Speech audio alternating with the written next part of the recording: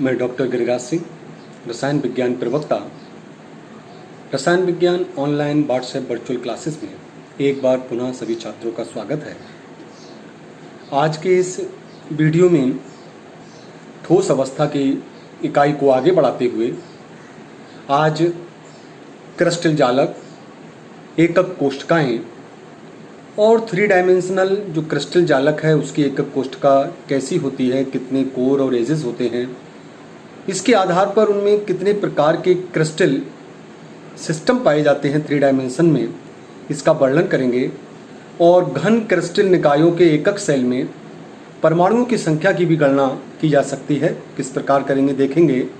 और क्रिस्टल संरचना से तत्व के घनत्व का परिकलन भी किया जा सकता है, तो आज इस सब का वर्णन इस वीडियो में किया जाएगा। चलते हैं हम लोग देखते हैं। सबसे पहले हम लोग इस ठोस अवस्था के अंतर्गत क्रिस्टल लैटिस और यूनिट सेल का वर्णन करेंगे।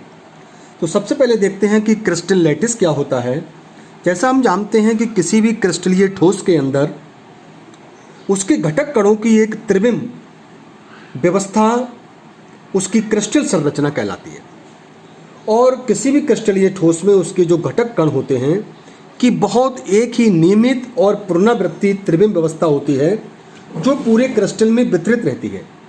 इस प्रकार हम इसको परिभाषित किस प्रकार करेंगे, तो इसको हम लिख सकते हैं कि क्रिस्टल लैटिस की बात करें तो क्रिस्टल लैटिस, पहले क्रिस्टल लैटिस, ये क्रिस्टल लैटिस को क्रिस्टल जालक कहते हैं। और इसको हम परिभाषित कर सकते हैं कि बिंदुओं का वह पुनरावृत्ति रिपीटिंग यूनिट्स, वह पुनरावृत्ति सममित पैटर्न, बिंदुओं का वह पुनरावृत्ति सममित पैटर्न, बिल्कुल सिमेट्रिकल पैटर्न जो क्रिस्टल में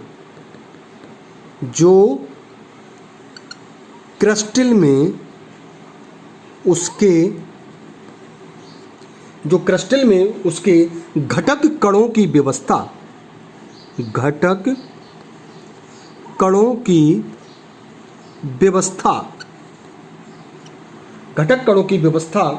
को प्रदर्शित करता है, व्यवस्था को प्रदर्शित करता है,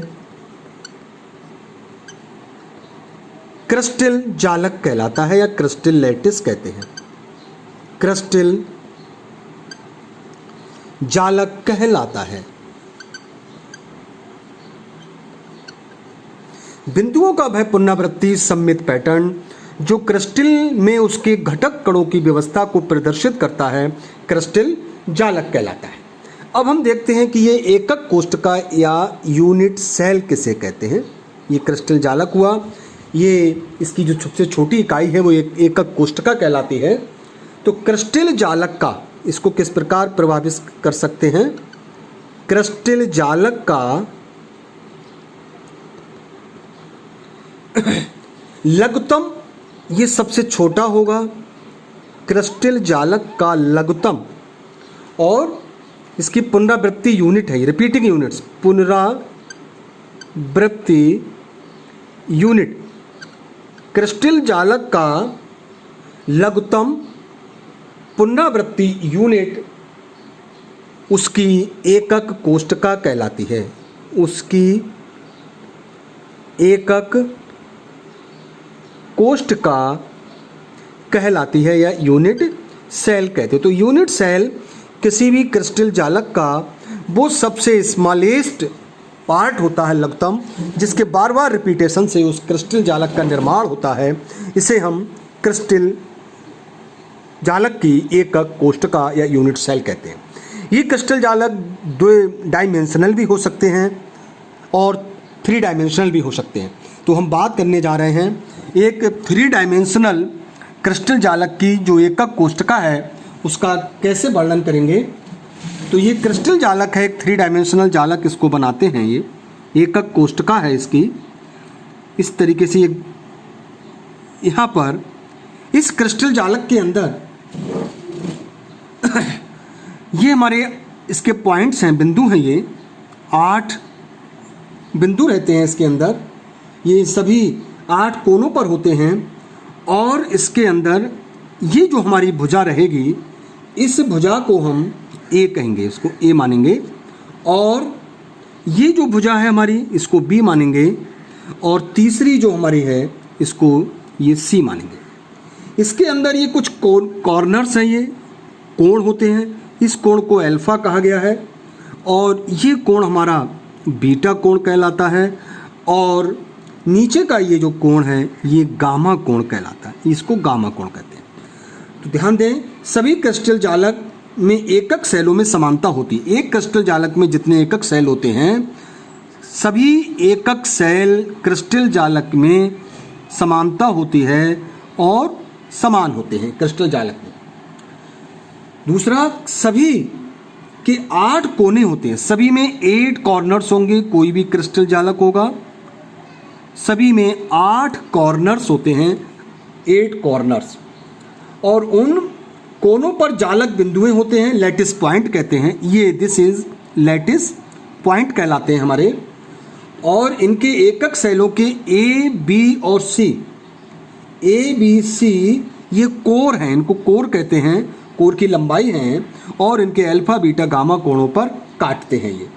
इस प्रकार ये जितने भी कोण होते हैं, कोरों की लंबाई ए, बी, सी और उनके ये जो सम्मुख कोण हैं, इनमें सदैव विभिन्नता पाई जाती है। इस प्रकार ये 3 डायमेंशनल क्रिस्टल लैटिस कि अगर हम इन कोणों और कोरों की लंबाई और उनके सम्मुख कोणों को देखें तो ये 7 प्रकार के क्रिस्टल जालक बनते हैं। जरा देखते हैं। सबसे पहला, 7 क्रिस्टलीय निकायों के एकक सेलों के जो पैरामीटर्स हैं वो क्या होते हैं, तो हम जरा इसको देखेंगे। तो पहला हमारा जो क्रिस्टल होता है उसको क्यूबिक कहते हैं, सिंपल क्यूबिक होता है, घन। और इस क्रिस्टल में जो इनके कोरों की लंबाई होती है, ए बराबर वी बराबर सी, तीनों की भुजाएं बराबर होती हैं। और इनके जो एंगल्स होते हैं वो alpha is equal to beta is equal to gamma बराबर 90 डिग्री। ये क्यूबिक लैटिस के कोने और उनके एजेस लेंथ में ये प्राचाल पाया जाता है। दूसरा, टेट्रागोनल, टेट्रागोनल। इस टेट्रागोनल में ए इज इक्वल टू वी बराबर, और ये इसका सी डिफर होता है ये। और alpha is equal to beta is equal to gamma, सभी 90 डिग्री के एंगल्स होते हैं। तीसरा हमारा होता है आर्थोरोम्बिक, आर्थोरोम्बिक, RHOM, आर्थोरोम्बिक। इस आर्थोरोम्बिक में ये तीनों ही कोर की लंबाई डिफर होती है, ए डिफर बी डिफर सी। और इनके अंदर तीनों के कोण बराबर होते हैं, अल्फा बराबर बीटा बराबर गामा, सभी 90 डिग्री के रहते हैं। चौथा है हमारा मोनोक्लिनिक, मोनोक्लिनिक। इस मोनोक्लिनिक के अंदर तीनों ही भुजाएं डिफर होती हैं, A differ B differ C. Bond angle alpha is equal to beta, इन दोनों का मान 90 डिग्री और डिफर गामा, गामा का मान डिफर रहता है। पांचवा है हमारा ट्राई क्लिनिक, ट्राई क्लिनिक। और इस ट्राई क्लिनिक में तीनों ही भुजाएं डिफर होती हैं, कोरों की लंबाई और इनके जो कोण होते हैं, alpha differ beta differ gamma. अगला है राम्बोहेड्रल,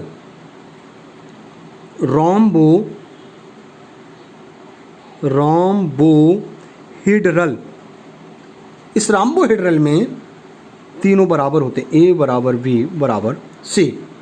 और इसमें कोण होते हैं alpha is equal to beta is equal to gamma is differ 90 degree.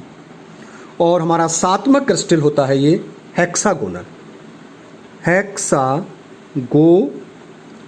इसमें ए बराबर बी, ये डिफरेंस सी होता है। Alpha is equal to beta, ये बराबर 90 डिग्री। और gamma is equal to 120 degree. इस तरीके के ये 7 क्रिस्टल जालक पाए जाते हैं। अब हम लोग इन घन क्रिस्टल निकाय के जो एकक सेल हैं उनमें परमाणुओं की संख्या की गणना कर सकते हैं। ये जो घन क्रिस्टल हैं क्यूबिक, वो 3 प्रकार के होते हैं। सिंपल क्यूबिक सरल घनीय, बॉडी सेंटर्ड क्यूबिक और फेस सेंटर्ड क्यूबिक। तो हम जरा देखते हैं इन सब में क्या क्या संख्या होती है। सबसे पहले सिंपल क्यूबिक में देखते हैं। तो सिंपल क्यूबिक में गणना कैसे करेंगे एकक कोष्ठका की, कितने परमाणु पाए जाते हैं, इसको देखते हैं। तो इसके अंदर 8 कोने होते हैं और सरल घनीय एकक सेल के 8 कोनों पर 8 कोने होते हैं। सभी में 8 कोनों पर स्थित 8 कोनों पर स्थित हम इसके परमाणुओं का कुल योगदान, परमाणुओं का कुल योगदान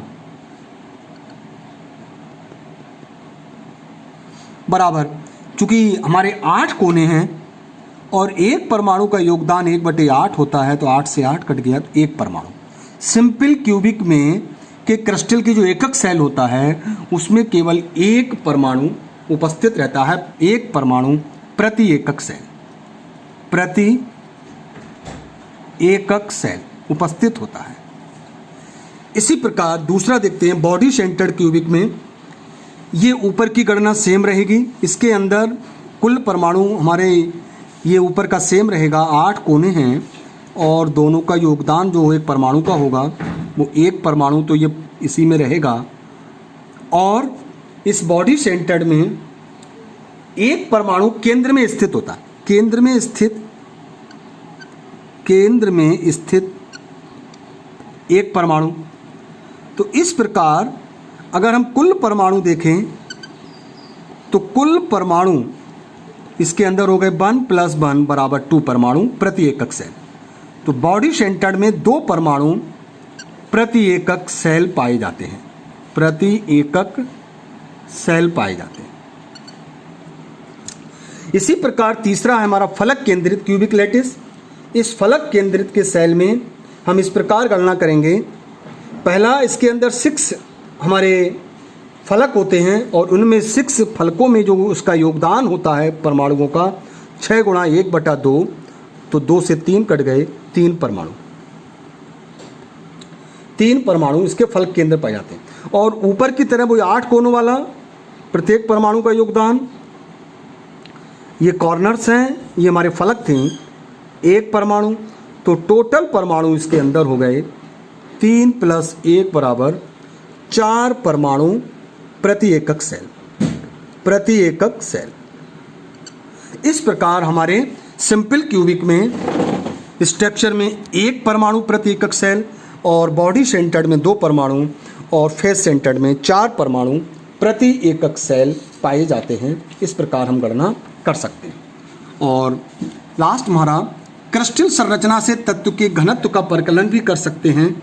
माना किसी भी क्रिस्टल संरचना, उसके एकक सेल में जो परमाणुओं की संख्या है, मान लिया हमने उसके एकक सेल में परमाणुओं की संख्या बराबर Z परमाणुओं को हमने इसमें मान लिया, Z परमाणु हैं और उसमें एकक सेल में कोर की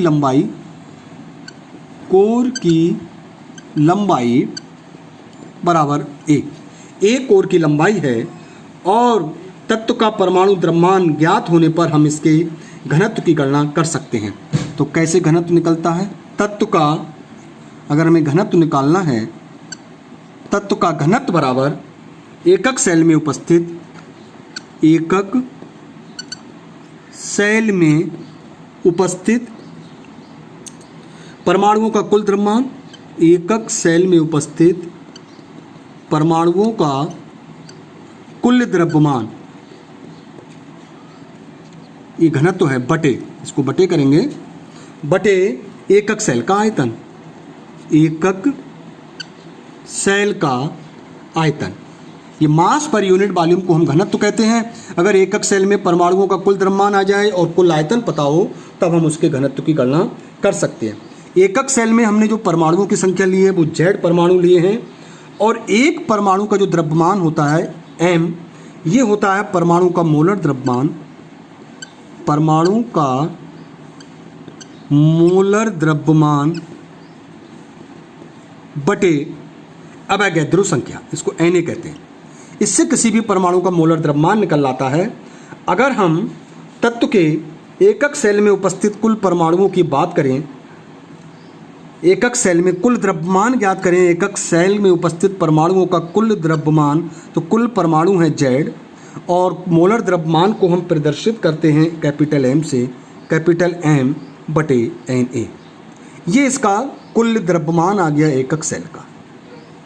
अब हमको अगर घनत्व निकालना है तो माना हमने इसकी कोर की लंबाई हमको दे रखी है B, एकक सेल जो आयतन है वो हमारा A, कोर की लंबाई आयतन घनत्व में होता है क्यूब में B क्यूब। तो इसका अगर हम घनत्व निकालेंगे तो घनत्व बराबर Z गुणा M बटे Na, वॉल्यूम से इसको डिवाइड करेंगे एकक सेल का आयतन, तो इसको हम आप कह सकते हैं 1/Q। इस प्रकार इस सूत्र की सहायता से ये घनत्व को D से प्रदर्शित करते हैं। तो D बराबर Z इंटू M बटे Na और 1/Q। इस प्रकार इस सूत्र की सहायता से किसी भी क्रिस्टल संरचना से तत्व के घनत्व का परिकलन कर सकते हैं। आज की वीडियो में बस इतना ही। धन्यवाद।